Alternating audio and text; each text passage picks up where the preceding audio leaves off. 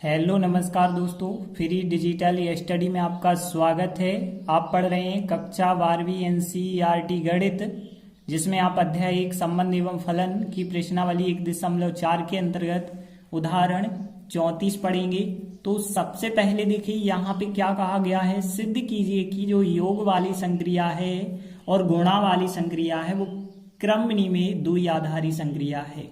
मतलब योग में और गुणा में क्रम विनिमेय नियम का पालन होता है, लेकिन अंतर वाली जो संक्रिया होती है और भाग वाली संक्रिया वो क्रम विनिमेय नहीं है। ऐसा हमें सिद्ध करना है। तो सबसे पहले आप समझें, जो प्लस वाली संक्रिया होती है उसमें देखिए, यदि आप 2 + 3 करें तो भी आपको आंसर 5 मिलेगा। 3 + 2 करें तब भी आंसर आपको 5 मिलेगा। चाहे आप कोई भी अवयव ले लें और पलट के जोड़ें तो आंसर आपको एक सा ही मिलता है।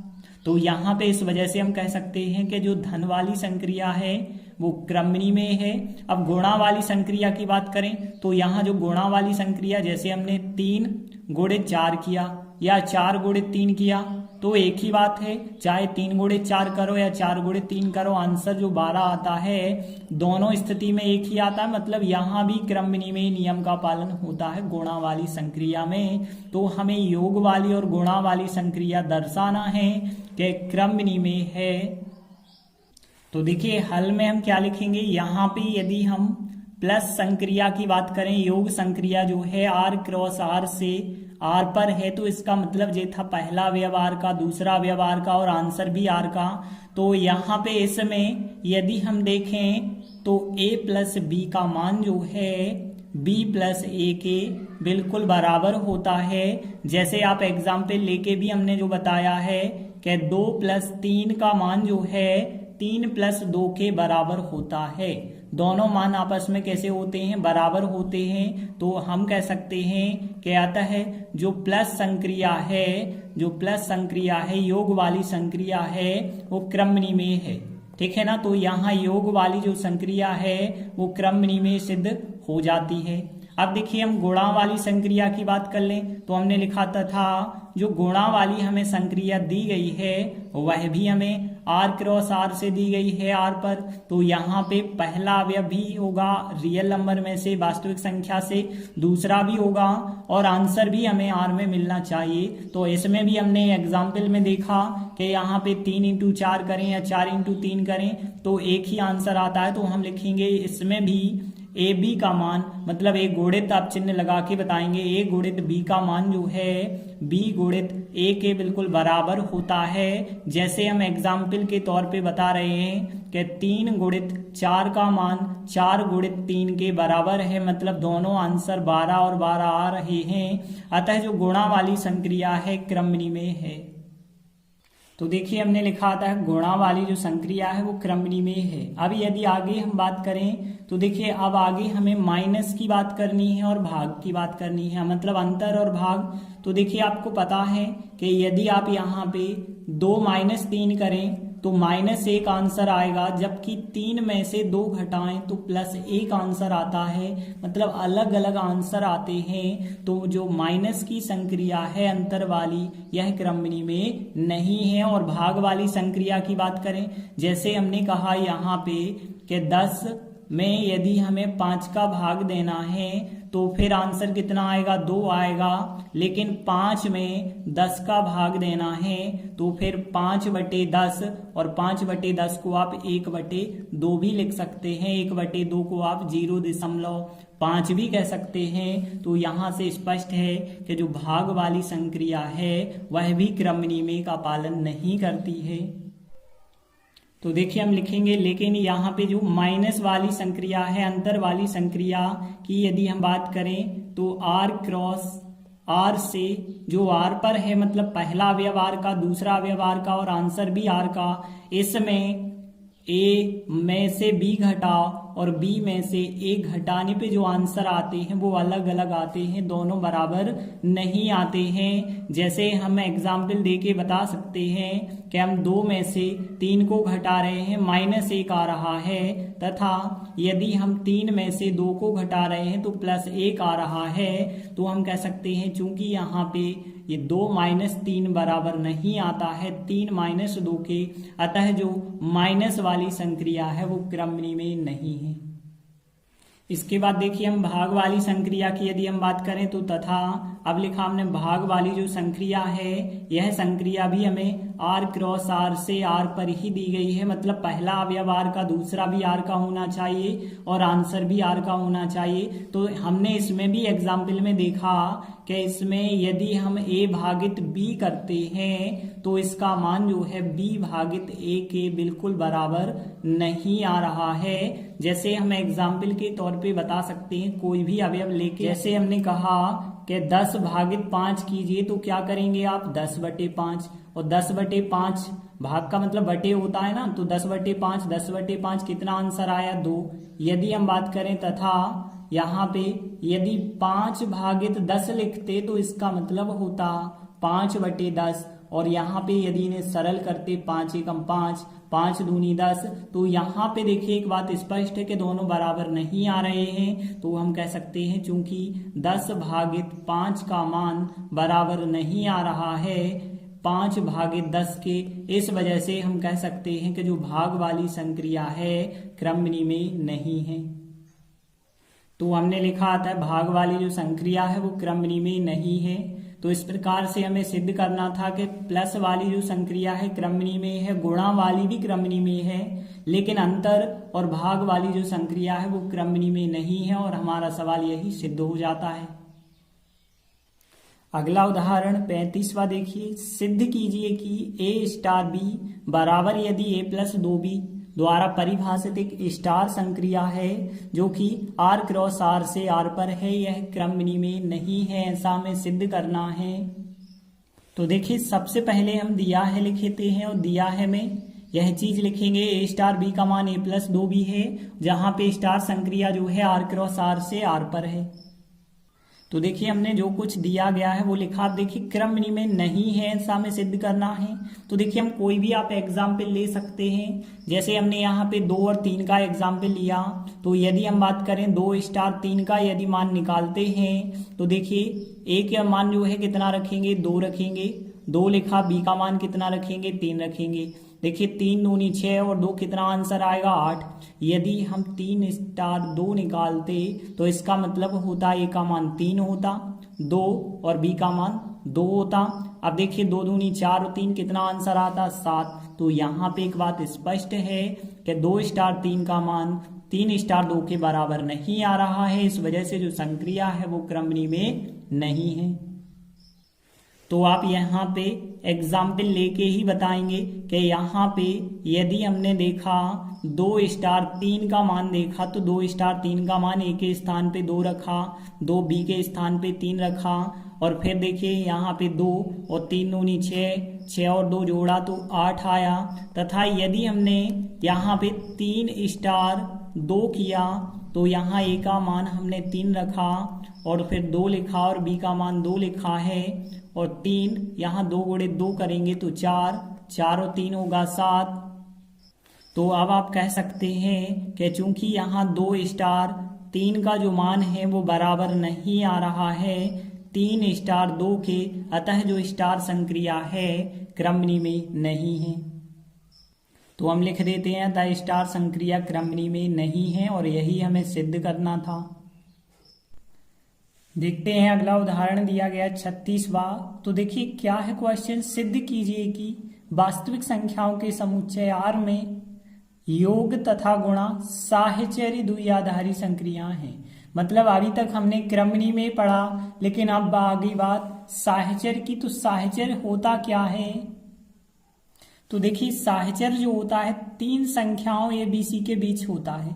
यदि हम बात करें ए बी सी 3 संख्याएं हों तो ए स्टार बी स्टार सी का जो मान होता है वो बराबर होना चाहिए ए स्टार बी स्टार सी के बराबर होना चाहिए, तभी स्टार संक्रिया साहचर्य होती है।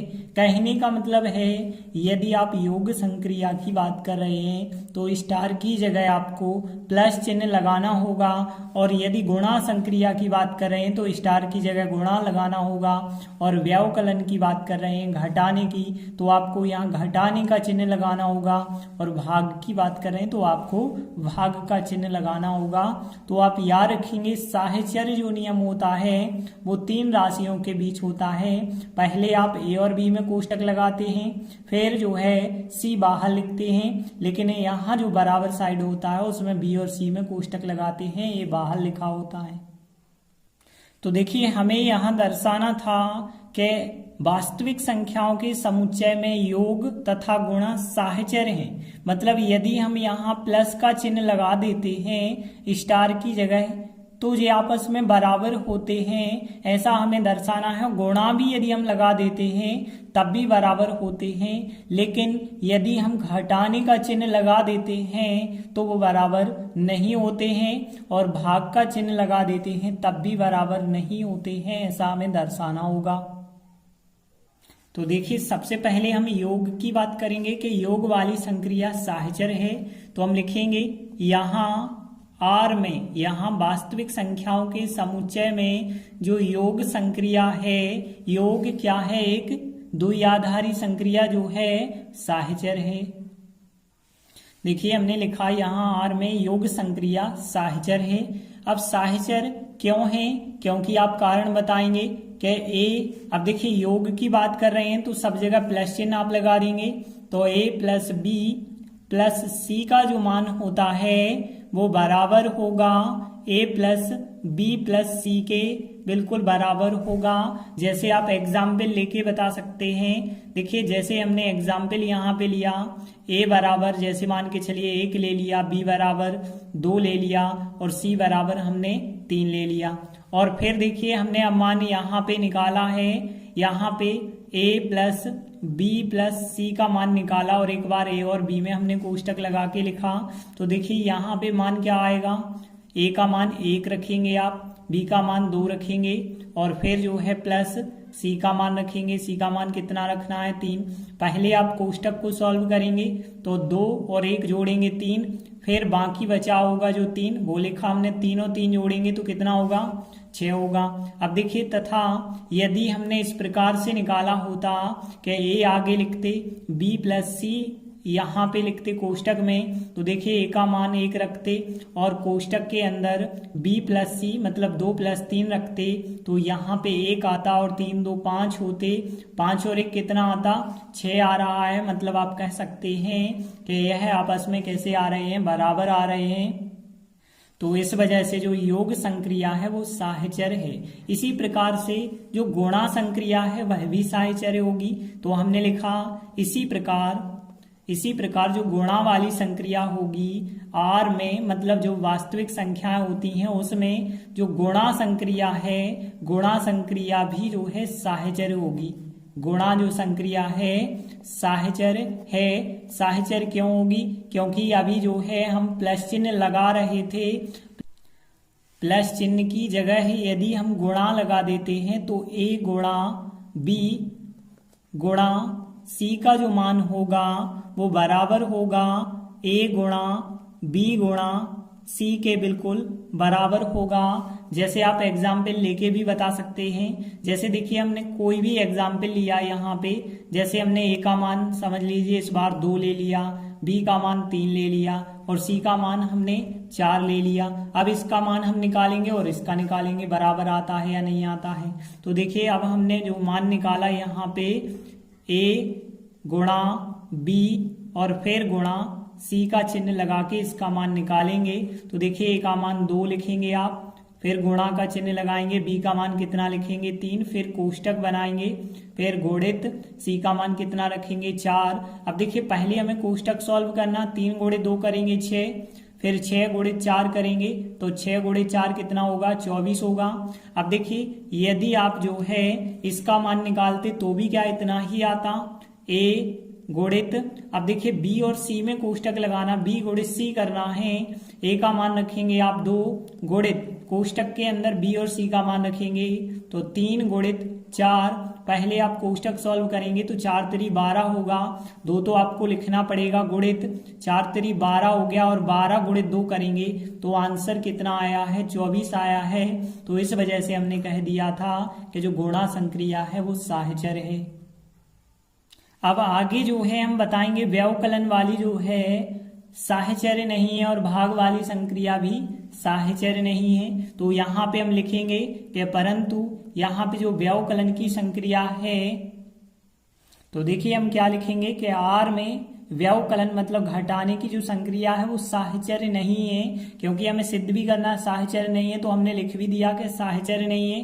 क्यों नहीं है कारण अब बताएंगे कि जो हमने गुणा का चिन्ह लगा रहे थे अब माइनस का चिन्ह लगाएंगे तो a माइनस बी माइनस सी का जो मान है वो बराबर नहीं आता होगा a माइनस बी माइनस सी के मान के बराबर नहीं आता होगा। तो इस वजह से जो व्यवकलन संक्रिया होगी वो साहचर्य नहीं होगी। जैसे आप यहाँ पे उदाहरण दे के बताएंगे, ए बी सी के मान आप कुछ भी मान सकते हैं। जैसे हमने ए का मान 2 माना, बी का मान हमने 3 ले लिया और सी का मान 4 ले लिया। तो अब हम जो है इसका मान निकालेंगे और इसका मान और बताएंगे कि ये मान बराबर नहीं है। तो अब हम जो है निकालते हैं ए माइनस बी माइनस सी का मान पहले हम निकालेंगे और देखते हैं इसका मान क्या आता है। तो ए का मान 2 रखेंगे, माइनस चिन्ह, बी का मान 3 रखेंगे, कोष्टक माइनस चिन्ह और सी का मान 4 रखेंगे।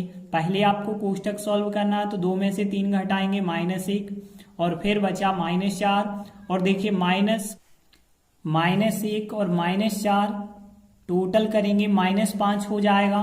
अब देखिए हम इसका मान निकालते हैं, क्या इतना ही आता है या नहीं आता है।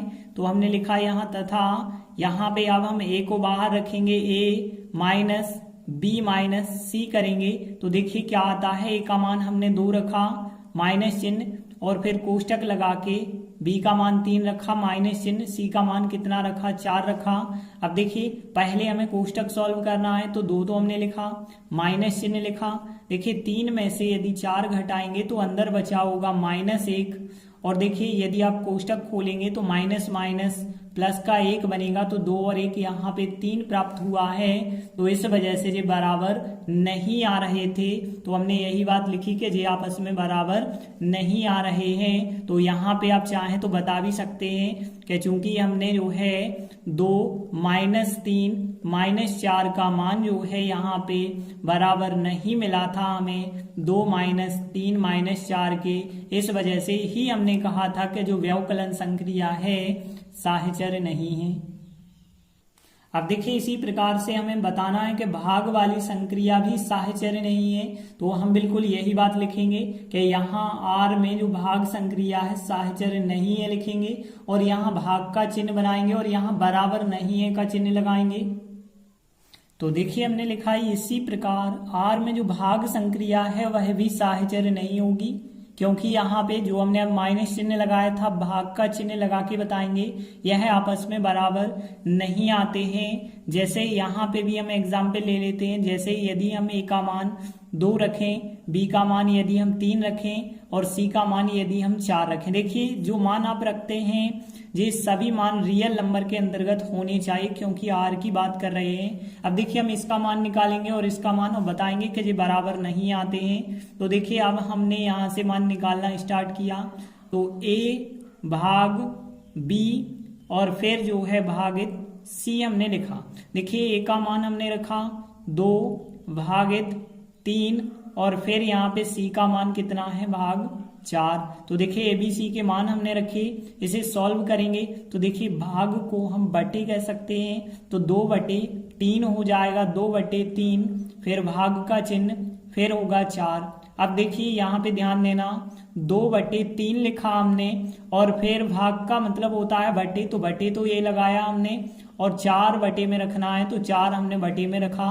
लेकिन ध्यान रखना कोई चिन्ह नहीं है तो 34 नहीं होने चाहिए, बीच में इनटू का चिन्ह गुणा का चिन्ह आ जाता है। और यदि आप इसे सॉल्व कर दें तो 2/12 आएगा, 2/12 को और काट दें तो 1/6 आता है।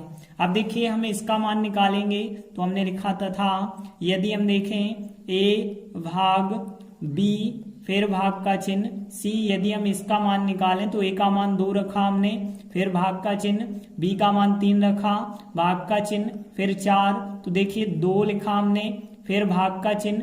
अब देखिए 3 भागित 4, इसे पहले सॉल्व करेंगे क्योंकि कोष्टक लगा है, तो यहाँ पे तो बन जाएगा 3/4।